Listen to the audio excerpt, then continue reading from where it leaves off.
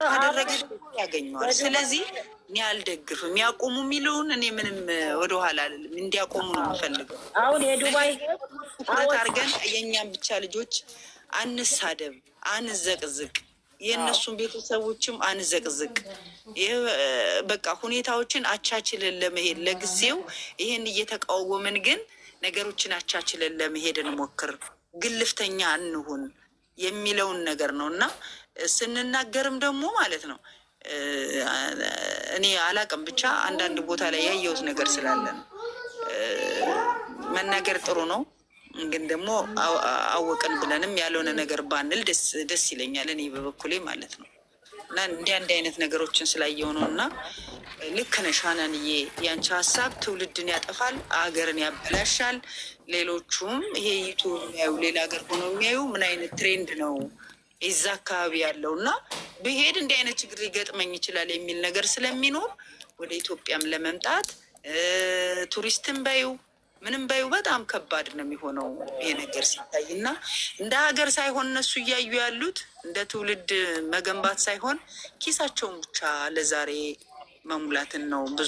ብዙዎቹ በተለይ 75% ለኪሳቸው ነው እየሮጡ ያሉት ለዕለት እንጂ ነገ ዓመት ምን ያመጣል ምንድን ነው የሚያመጣ የሚለውን አልተረዱትም። እና እግዚአብሔር ልቦናውን ይስጣቸው፣ የሚረዱበትን የሚያስቡበትን ልቦናውን ይስጣቸው እና ወደ መልካም ስራ ወደ ጥሩ ነገር ተከታታይ ድራማዎች የተጻፉ በትክክል የተጻፉ ተከታታይ ድራማዎች ተናግረው እኮ መስራት ይችላሉ። ችግር የለውም።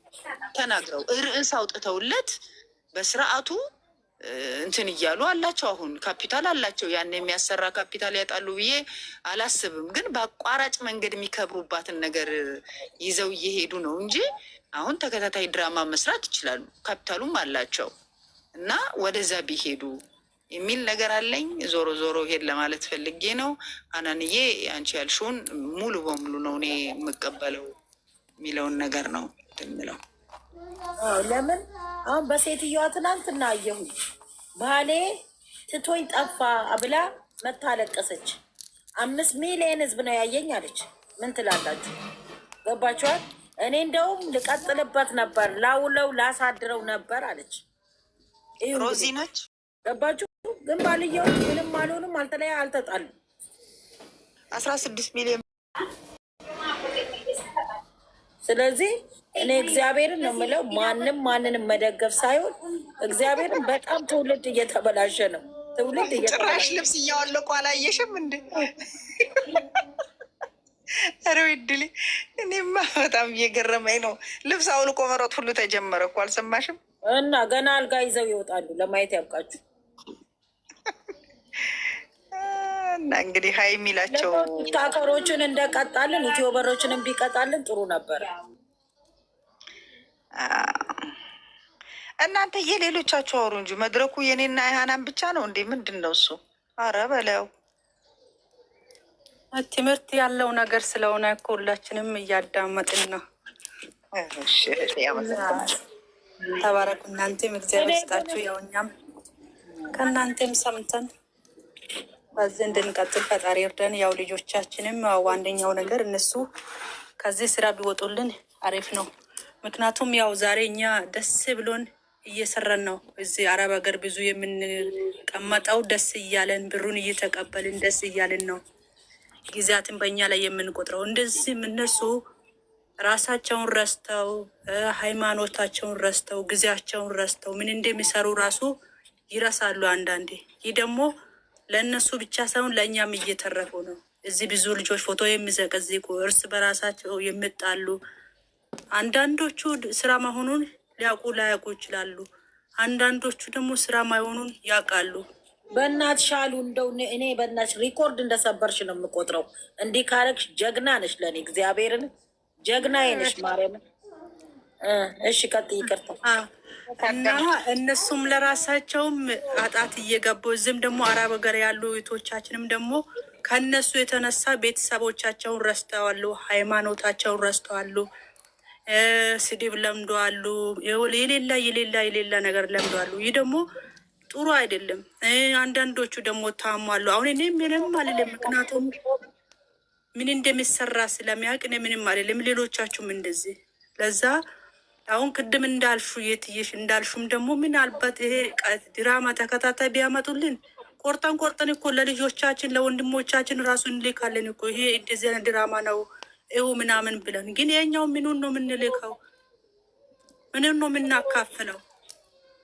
ለዛ ቢያስችልና ተከታታይ ድራማ ቢጀምሩልን ከዚህ ድራማ ቢወጡልን እና ክፋቱ ደግሞ የኛ ልጆች ምንድን ነው መጨረሻ ላይ ድራማ ነው ብለው ወይ ስራ ነው ብሎ አያቆሙም። በራሳቸው ላይ ጥላሸት ቀብተው ብቻ ከስራው ነገር ላይ ይወጣሉ። በኋላ ደግሞ እስከ ዘለዓለም እየተሰደቡ ይኖራሉ። ለዛ ለማያቆጩት ነገር ስማቸውን ለማያጸዱት ነገር ባይጀምሩና እኛንም አእምሮቻችን እንትን ባይሉ ለዛ ከዚህ ስራ ቢወጡልን ነው የምንለው። እኛ እነሱን ለመደገፍ እና በመጡት ነገር መከተል መቼም አላቆምንም። ቪዲዮ ከማያት ላይክ ሰብስክራይብ እንኳን ከኛ አልፎ በሰው ስልክ ራሱ እኮ እኛን እነሱን እያበረታትን ነው። እግዚአብሔርን ባየነው ስልክ ሁሉ ነው የምናበረታተው። ለዛ ከእንደዚህ አይነት ስራ ቢወጡልን አንድ አሁን እዚህ ምንም አይተዋወቁ። አሁን እኔ እዚህ ጋር አንድ የስደት ኢቴ በጓዳና እያለፈች ካየው እግዚአብሔርን እንዴት አልፌ እንዴት ደርሼ ቢሲማት ነው የሚለው። ግን እኛ እዚህ ላይ አንዱ ከአንዱ እየተጣለን ነው። ይህ መንስኤ ምንድን ነው? እዛ ከምፈጠረው ነገራቶች የተነሳ ነው። ለዛ በፍቅር ቢመጡልን በሰው ስልክም በራሳችን በስልክም ብናበረታታቸው እንደ መጀመሪያም እያበረታተን ነው። ለዛ እግዚአብሔር ለእነሱም ልብ ሰታቸው እኛም ደግሞ ሳንከፋፈል ከመጣላት ይልቅ ምንም ከማድረግ ይልቅ ሳንከፋፈል አንድ ላይ ሆንን ይህ ስራ ይቆምልን። አሁን አንዱ ይቆም ካለ አንዱ ለምን ይቆማል? ይቀጥሉላል። አንዱ ደግሞ እንደዚህ ለሜንሽን እናርግስል አይደረግም ይላል። ለዛ እነሱ እዛ የልብ የሚሰጣቸው ለምንድን ነው? እኛ እዚህ አንድ አይደለንም። ለዛ እዚህ እኛ አንድ ሆነን ሀሳባችን አንድ አድርገን ይህ ስራ ይቆምልን።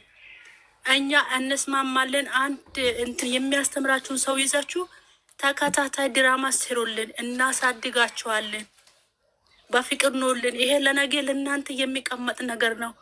እነሱ እርስ በራሳቸው ተዋውቆ ድራማ ነው ቢሉ ራሱ ሶሻል ሚዲያ ላይ እንደዚህ ነው ብሎ ነው የተቀመጠው። ምክንያቱም እነሱ መጨረሻውን ሳያቋጩ ስማቸውን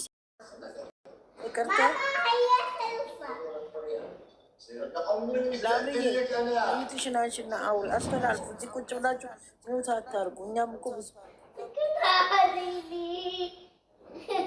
ፍቅርተ ፈረንሳይ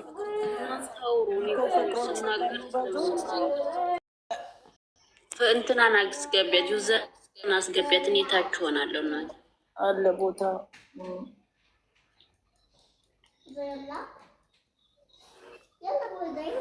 መልሳችሁ ትመጣላችሁ። የምታስተላልፉ አስተላልፉ መልእክታችሁን። ዝም ብላችሁ አትቀመጡ። ፍቅርተ እሺ፣ ፍቅር የልደታ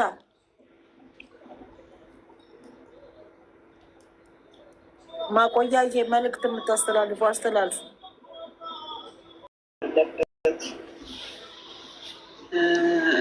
ሁል ጊዜ የሆነ ስራ ይጀምሩና 2 ወርም ሰሩ 3 ወርም ስማቸው ሳይጸዳ ነው የሚሄደው።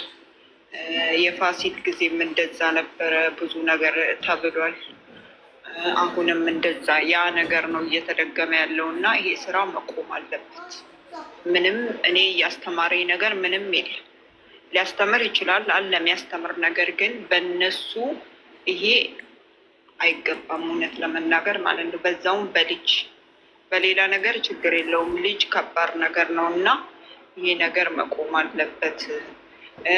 ይሄ ነገር አቆመው በሌላ ስራ ቢመጡ በሚያስተምር በሚያዝናና ኦዲየንስን በማያከፋፍል ኦዲየንስ እንዳይከፋፍል እናትና አባት ማያዘቀዝቅ ምን እየተካሄደ ነው ያለው? እኔ ማለት ነው ትናንትና ጽርዬ ቤት ጀምረ ነው ነበር እሙዬን ሳስረዳት አቢባ ቤት ምናምን የተባለ መስሏት ነው። አናንያ አንቺ ብቻ ልጅ የምትጠቆሉ ሌላው ይሄዳል እዛ ደርሶ ነው የሚመለሰው እንጂ አይደለም። እኔ እዛ አቢባ ጋር ምናምን ለማለት አይደለም። የእያንዳንዱን የከሌ ደጋፊ ሳይሆን በኢትዮጵያዊነቴ አገሬ ላይ በሚደረገው ትውልድን በሚያበላሽ ሴት ልጅን ዝቅ በማድረግ አንድ ወንድ ሁለት ሴቶች ላይ እንዴት እንደሚጫወት ያንን ማስቆም አለብን። በቃ እንዴት ነው? በቃ ይሄ ምን ትምህርት አለው? ሀገራችን እኮ ወዴት እየሄደ ነው? ወዴት እየሄደ ነው? ምንድን ነው እሱ እንዴ? ትውልድን የሚያበላሽ ስራ እናት ምራት እና ከምራቷ ጋር እየተደባደበች እየተሰዳደበች እየተወራረደች እየመጣች ምንድን ነው ሀገራችን? ምን ላይ ነው ያለው? ምን ላይ ነው እንዴ? አንድ ወንድ ሁለት ሴት ይዞ ሲጎትት ከዚህና ከዛ ሴት ልጅን ዝቅ የሚያደርግ በቃ ወንድ የበላይነት ሴት ዝቅ ያለች በቃ አንድ ወንድ በቃ ወንድ እንደጠፋ ነገር በቃ አንድ ወንድ ትዳሩን አንቺ ብትሄጂ ነገ አመጣለሁ ባሌ የልጆች አባት እኔ ጋር እያቀፈ ምንድን ነው የምማረው? ምንድን ነው ሀገራችን ላይ እየተካሄደ ያለው? እኔ የማንንም ደጋፊ የማንንም እንትን አያገባኝም። ሄዳ አዳሜ ትርመጥመጥ። ግን ነገ ሀገራችን ላይ የሚደረገው ነገር ይሄ ምንድን ነው? አንዳንዱ እኮ ትክክል ነው ብሎ አመት ሙሉ እያለቀሰ የሚከተል አለ። ይሄ ባህላችን ነው አይደለም? ኢትዮጵያዊነታችን ነው አይደለም? ከባህልም ከሀገራችንም ከምንም ያፈነገጠ ነው ይሄ ስራ።